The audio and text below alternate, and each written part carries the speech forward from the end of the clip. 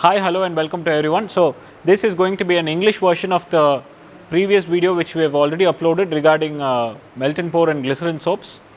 So if you would like to see the Tamil version of it, you can always click the I button above. And yeah, going into the topic.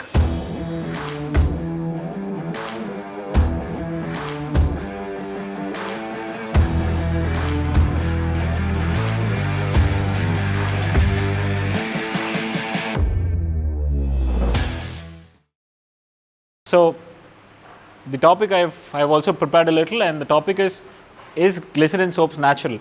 So what I've normally seen is a lot of people melt a little bit of the soap bases, add a few herbs to it, and they sell it labeling it as organic, natural, and even herbal.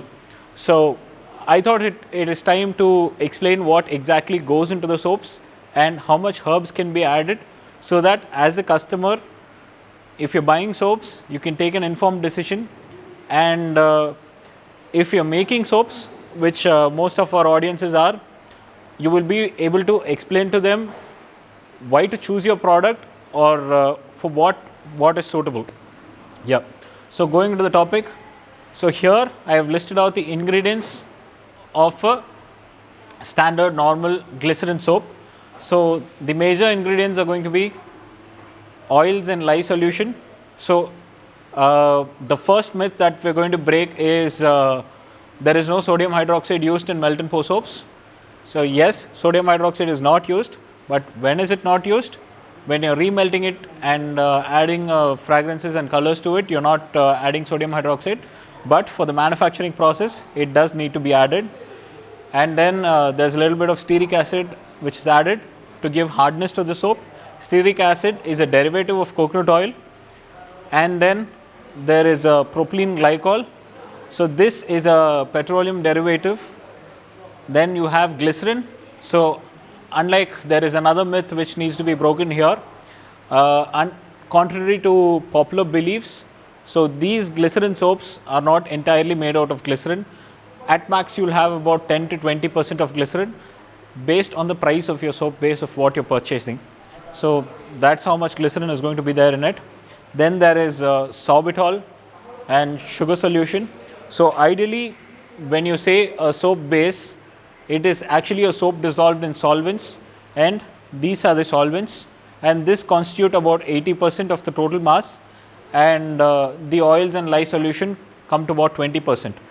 So if you can understand it right, going back again, here is one very good tip for you.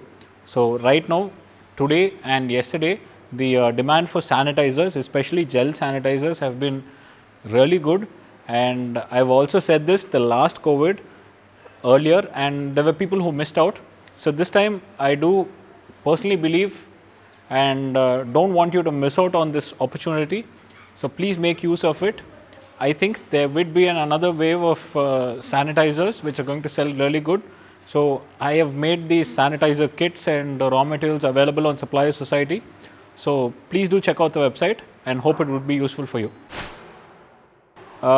It is 20% of soaps dissolved in 80% of solvents to make it transparent. So that is how this soap is made.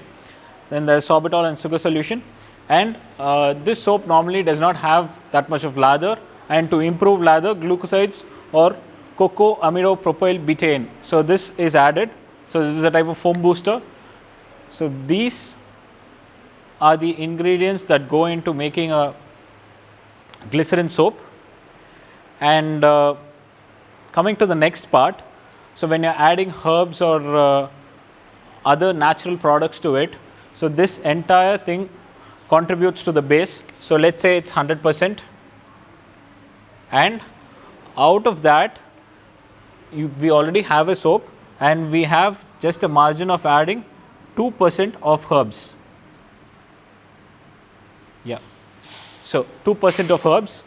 And to put it into proportion, 100 gram of soap bar, say if you're buying a turmeric soap bar, 100 gram of soap bar can hold only 2 grams of turmeric powder or turmeric essential oil or whatever turmeric it is. So only that much can be added, and when you're buying, do keep that in mind, and please do take an informed decision. And you can also add about 1.5% of fragrances or essential oils.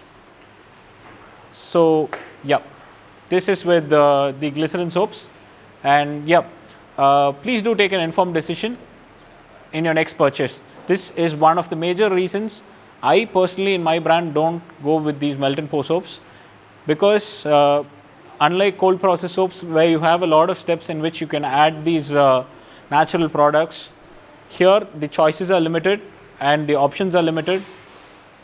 It is good as a hobby perspective, but when you're doing something to deliver the results, to get results what you expect, I don't think this is the option to be taken.